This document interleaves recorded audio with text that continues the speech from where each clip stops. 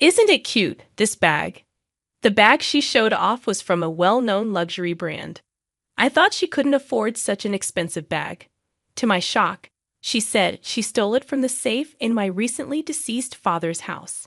However, the money she took was for something concerning her. My mother-in-law wasted $30,000 on a brand-name bag and now faces a lonely, sad old age. My name is Mary, I'm 39 years old, and I live with my husband, Jason, who is 2 years older than me, and our son, Brian, who is in the 5th grade. We used to live in an apartment until 3 years ago. After my father-in-law passed away, we moved in with my mother-in-law. Originally, the family home was supposed to be sold, and she was going to move into a senior residence. However, she expressed her desire to live with us, even if only for a few years. She said it would be too lonely to live by herself without Jason and the family. For her sake, my husband decided that we would all live together. Setting a time frame of 3 years, what surprised us after moving in was my mother-in-law's attitude towards money. We were stunned by her reckless spending. Despite being a housewife, she never managed the household expenses. She spent all the money she had immediately, so it was my father-in-law who managed the household finances. She was never allowed to have a credit card, probably because she would max it out. Her daily life revolved around doing house chores with the groceries and items that her husband bought. He would give her an allowance, but she would spend it immediately. So, instead of giving it to her once a month, he gave it to her weekly. My husband, who knew about this system from his father, decided to continue it. The responsibility of managing the household finances was given to me. My mother-in-law, who had previously been in charge of my father-in-law's living expenses, couldn't say anything too strongly. However, now that her daughter-in-law was in charge of the living expenses, she became more aggressive. "Mary, you work part-time, right? It must be tough managing work and household chores. Let me at least do the shopping," she said. It was obvious what she was up to, so I gently declined. "No, I'll do the shopping on my way back from work. Thank you for your concern." "Oh, so you're just going to ignore my goodwill? Then I won't help with the chores at all.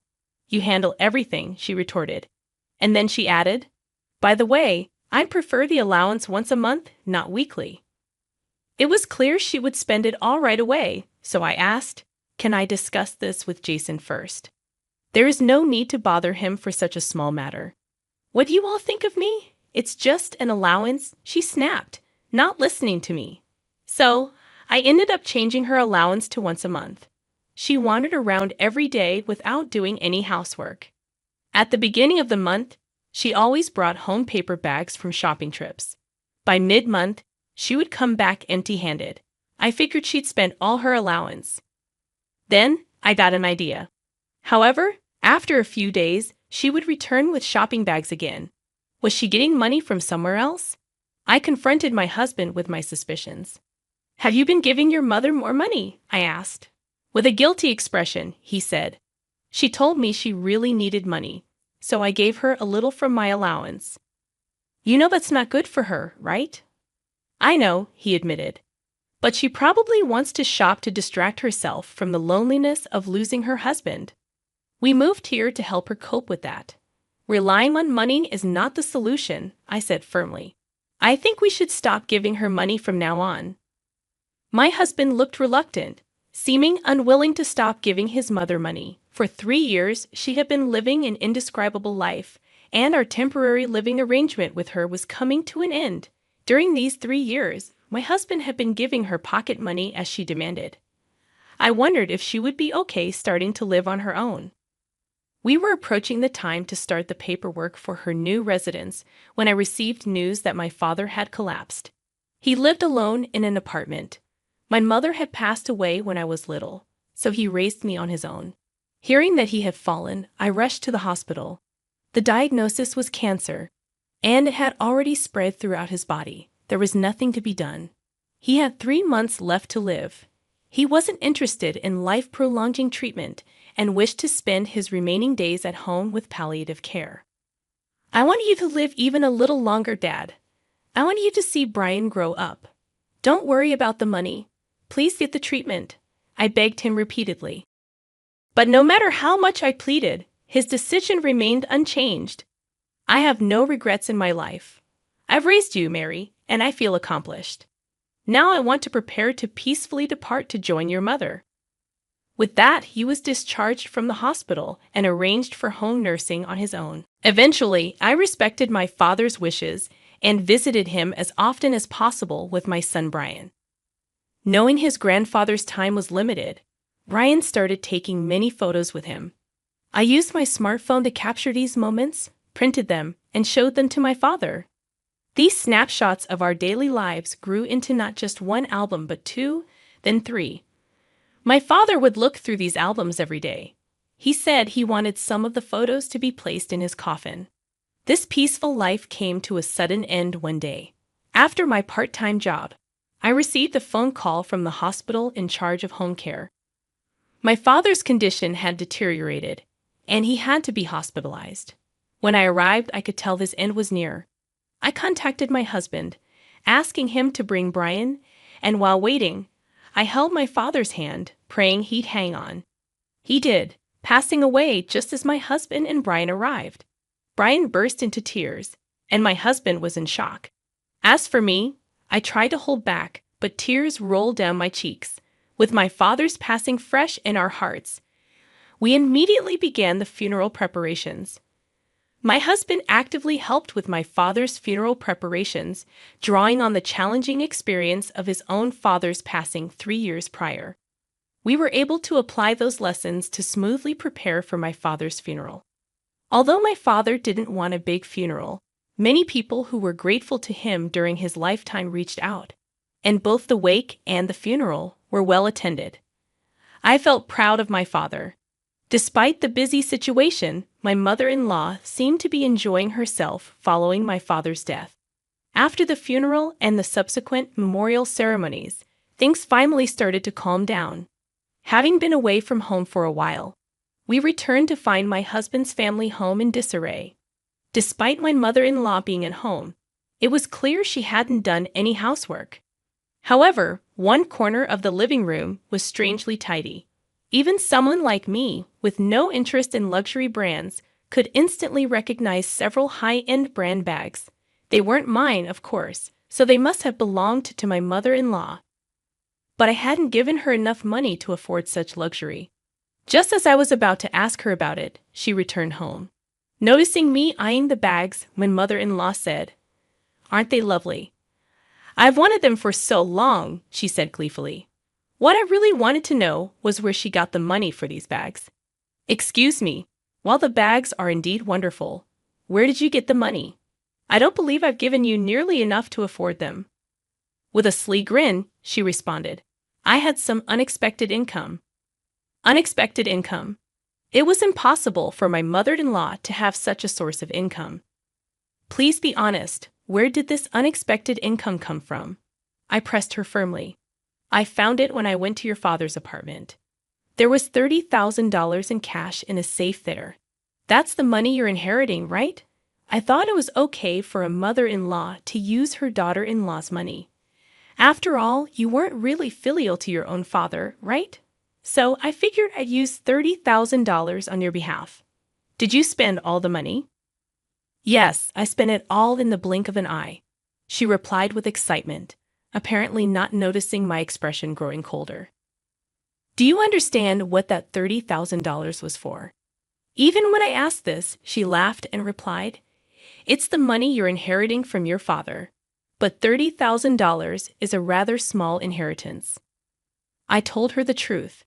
That money was the entrance fee for your senior citizen's apartment.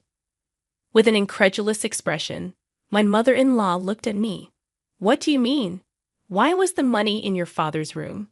she asked, starting to panic. "First of all, it's all your fault. You just spend money without thinking. Your late husband left a significant inheritance, and I don't know what you spent it on, but in the end, only this $30,000 remained. We hid it once we realized, and yet you dared to use it." Finally, understanding the gravity of the situation, my mother-in-law said, "Wait a minute. Without that $30,000, where am I supposed to live? I can't continue living here with you, can I?" I answered calmly, "No, you can't. This house has deteriorated a lot. Simple renovations won't fix it." "Then what will you do with this house? Where will you and Jason live?" she asked, worried. "We will demolish this house and sell the land. This house is in Jason's name, and if he decides to do so, you have no say in it." "Then where are you two going to live?" "We've already bought our own home, so we'll be moving there." "You won't take me with you?" "I was prepared for this," she pleaded. "We can't live with you anymore. You have debts, don't you? We will not help you pay them off." She looked startled, probably not expecting that I knew about her debts. "What? How do you know about my debts?" "We saw the reminders for payment, about $20,000 in total, right?" Her face grew pale. "Did you think we would repay it for you? Both Jason and I are tired of your reckless spending. We've decided to cut ties with you. We just wanted to help you move to the senior citizens' apartments. We are truly disappointed in you."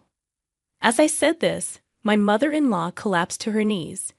When my husband returned home, she immediately cried to him, but he already knew of her actions and offered no sympathy. Even Brian, our fifth-grade son, had distanced himself from her. Despite his age, he had been disliking her for a while and fully understood the situation. There was zero chance that Brian would side with his grandmother.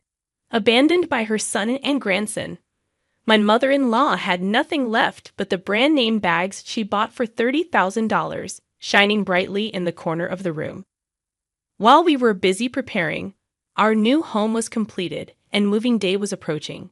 My mother-in-law had not yet decided where she would live. Although the date to demolish the old family home hadn't been set, it was decided that it would be torn down and sold soon. Before that, we needed to get my mother-in-law to move out, but she didn't seem to have any intention of doing so. Moreover, seeing us packing, she began packing her belongings as well. I spoke to my mother-in-law. "There's no room for you in the new house. We have no intention of living with you. Please find a place to live on your own." My mother-in-law responded arrogantly, "What do you think of me? You're saying there is no room for me? Just give me your room and take me to the new house." No matter how grandly she spoke, it wouldn't change our minds. Did you think yelling would change our feelings? Maybe you should think about your debts. You've been receiving a lot of collection notices, right? If debt collectors come to this house, we'll leave immediately. My mother-in-law always fell silent when her debt was brought up. We thought that if she sold the luxury bags she bought for $30,000, she could repay her $20,000 of debt, but she wouldn't. Her actions were mysterious. Eventually, my husband decided to rent an apartment for her. It wasn't a senior residence, but a cheap, cramped, run-down apartment. My husband moved her belongings there, forcing her to live there. "How can you make your mother live in such a place? What kind of son are you?" she exclaimed. Soon after moving in, she was reprimanded by the landlord for being too noisy. Her reckless spending didn't change. When her pension came in, she'd spent 2 months' worth in about a week. She would borrow money for living expenses, and when that ran out, borrow again. Her debt snowballed to $30,000. At this rate, she might be evicted from the apartment. To avoid her debt problems affecting us, my husband formally cut ties with her. We didn't share our new address with her and changed our phone number. I once asked my husband, "Are you okay with what happened to your mother?" He firmly replied, "Someone who thinks they can just use your inheritance and casually spend $30,000 is not a parent to me." He had no regrets. Later, my mother-in-law finally sold her luxury bags and managed to repay some of her debt. Though she received a pension, she had to start working to repay her debt and cover living expenses. Working was a new world for her, who had been a housewife most of her life. We heard she was being yelled at by young supervisors daily but continued to work for money. As for us, we began our new life in our new home as planned. Our son Brian is delighted every day in the new, beautiful house. The old family home was sold without issues after being demolished. We plan to save the money from the sale for Brian's education. After enduring 3 years living with my mother-in-law, we hope for a peaceful life as a family of 3.